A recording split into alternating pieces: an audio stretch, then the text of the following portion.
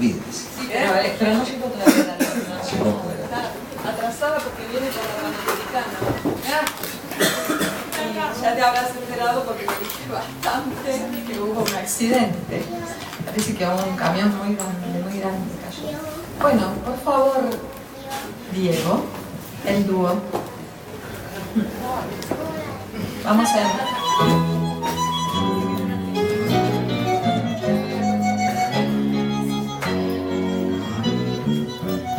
Las sombras de la tarde vendrán trayendo tu evocación.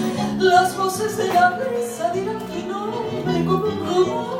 Y en el jardín del alma renacerá la flor. Y temblarán mis manos al presentir tu amor. Será más puro el cielo, más fresco el aire, más tibio el sol. Los pájaros del monte imitarán tu voz. Y pasará un cortejo de risas y de cantos por el camino blanco que me traerá tu amor. Te busco mi fe en la oscuridad sin saber por qué. Te soñó mi afán en la soledad sin querer soñar. Te llamo mi voz y tu voz me respondió. Y en tu voz hallé fe para esperar tu amor.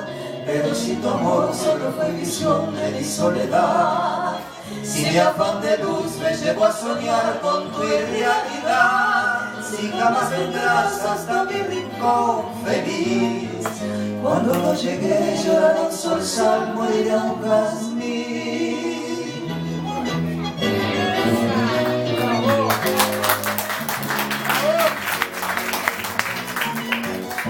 Estás en la penumbra cuando en la tarde se duerme el sol, en la canción del ave que arrastra el viento como un dolor, en la gota de lluvia que recoge una flor, en el temblor del ala que el vendaval golpeó.